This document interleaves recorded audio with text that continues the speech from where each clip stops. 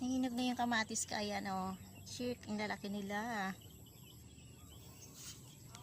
Tapos ito pa. Ayan o. Cute. Tsaka ito.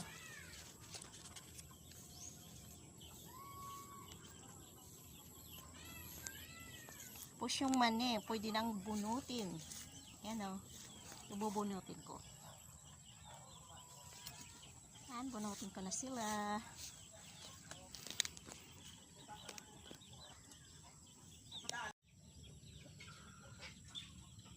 Daming laman ng mani, oh.